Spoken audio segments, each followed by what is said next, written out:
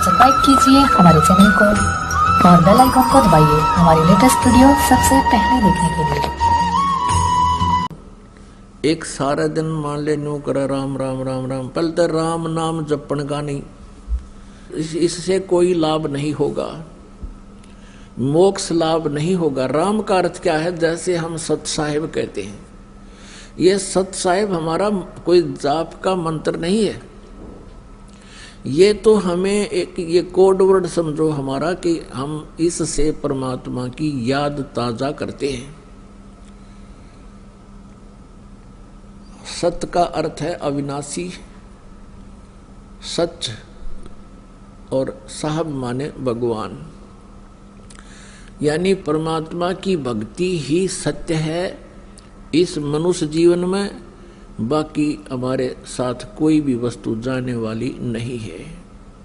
तो इसका वास्तविक उद्देश्य ये होता है कि हम सत साहिब बोलते हैं, आप भी कहते हो भाई सचमुच आपके हृदय में न्यू आवे अक्षत साहिब, तो दूसरा भी भक्त बोलेगा सत साहिब। भाव ये होना चाहिए कि ये सब जहाँ हम क्रिया कर रहे हैं ये तो हम फंस गए या मजबूरी है, लेकिन सच्चा तो भगवान ही और उसकी भक्ति ही है। ये मूल उद्देश्य सच्चा काम तो यही है, ताकि फिर वो भक्ति याद रहे उसके। जैसे राम राम बोला करते थे, राम का अर्थ है कि परमात्मा ही सब कुछ है, परमात्मा के अतिरिक्त कुछ नहीं है। और उसकी साधना जैसे भी उन ऋषि महर्षि बताया करते थे, वो ओम नाम देते थे और कहते थे कि कोड वर्ड बोलना, ओम ओम ओम नहीं कहना किसी को, ओम ओम दूसरा भी फिर बोल भाई ओम ओम नहीं। इससे क्या होता है कि फिर तुम अनधिकारी होने के कारण उस मंत्र को दूसरे को बोल देते हो, तो आप उसके गुरु हो गए, आप अधिकारी हैं नहीं, वो दोषी हो गया, आप भी दोषी हो गए।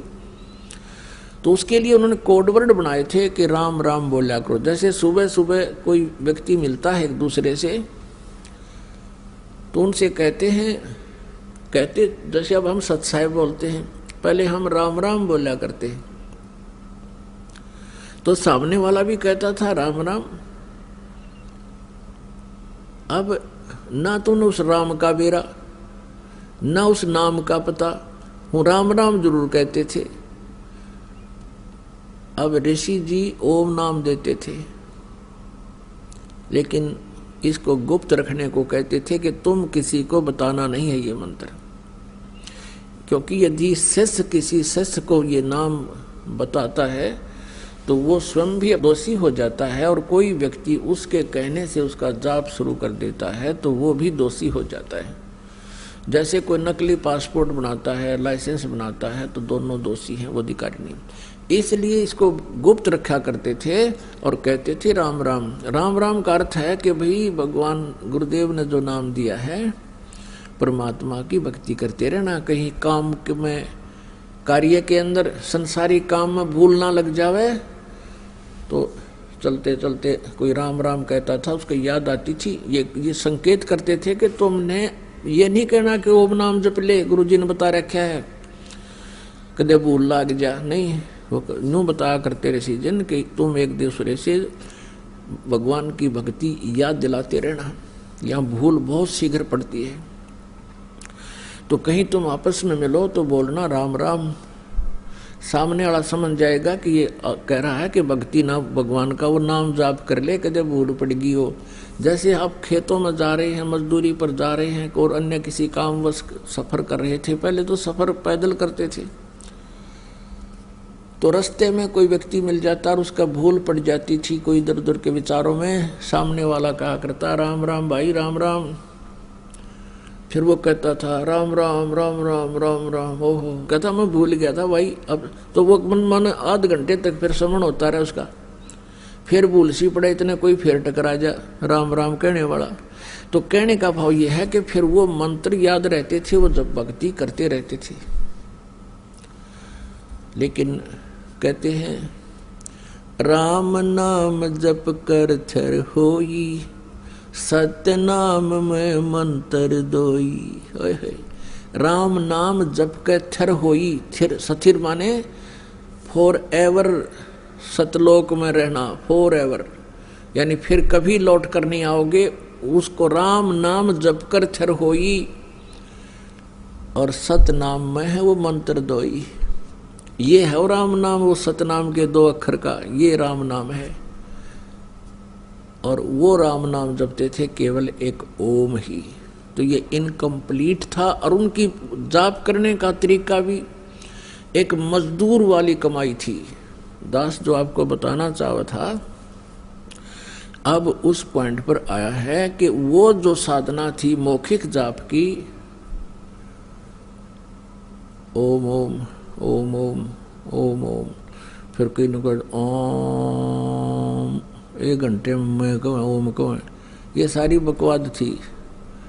तो ये इसलिए तो वो तो 10 लाख बार मौखिक जाप करे और एक बार श्वास श्वास से जो दास बतावेगा, वैसे अपने आप चाहे वो ओम वाले उपकरण भी लाग जी, उससे कोई लाभ नहीं होगा। क्योंकि उनका तो आदेश वैसे ही करना है। तुम वैसा करोगे तो वो तुम्हारे भगवान का आदेश खंडन होने से दोषी हो जाओगे।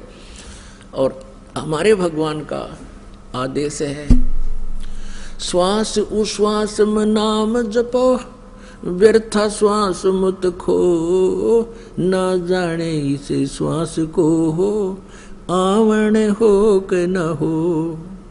अब हमारे भगवान का तो आदेश है कि श्वास उश्वास से नाम जपना है, और इनके भगवान का आदेश है कि उच्चारण करके करना है।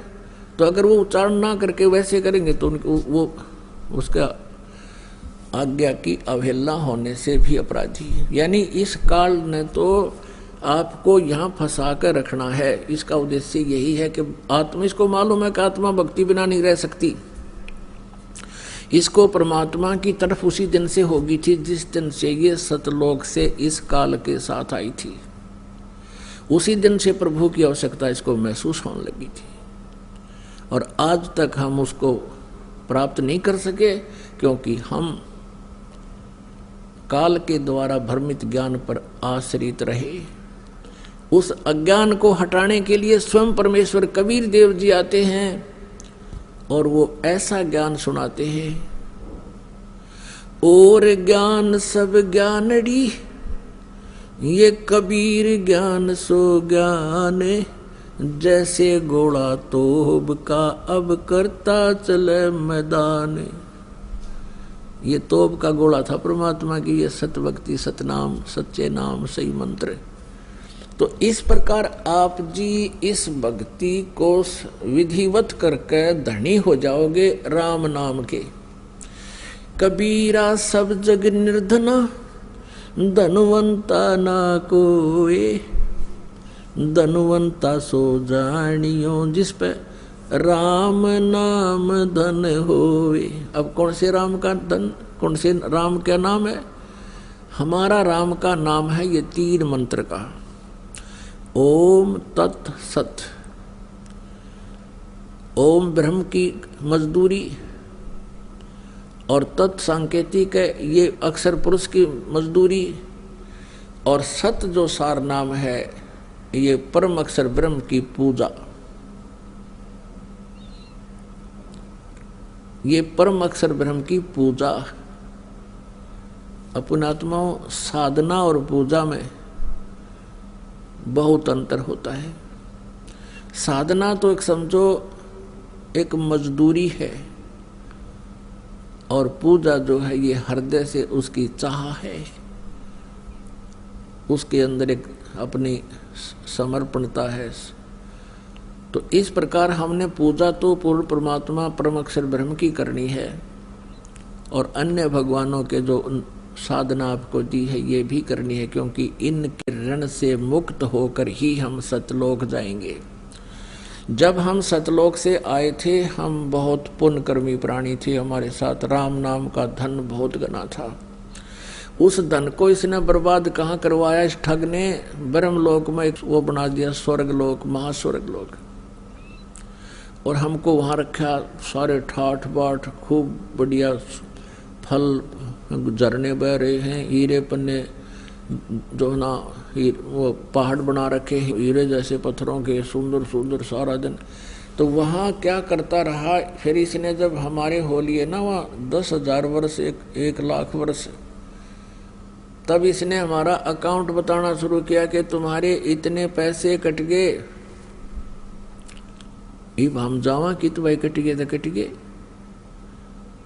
यानी हमारे पुण्य इतने अक्षीण हो गए। फिर डिटेल आने लगी कंप्यूटर पे, डिजिटल बोर्ड पे, आप जी की इतनी पूंजी समाप्त, आपके इतने चार्जेज यहाँ के। और जब वो वहां से इसने हमें लूट लिया, फिर इस पृथ्वी पर पटक दिया और कहा अपने पाप भोगो, वहां पर जैसा कर्म करेगा वैसा फल पाओगे। यहाँ का विधान है। और परमेश्वर कबीर देव जी का विधान है कि जो मेरी शरण में आ जाएगा उसके पापों का नाश कर दूंगा, और सत साधना भी वो बताऊंगा जो जिससे आप शीघ्र धनी हो जाओगे। तो इसलिए परमात्मा सतलोक से गमन करके आए थे, वहां से गति करके आए थे हमें ये तत्व ज्ञान बताने के लिए।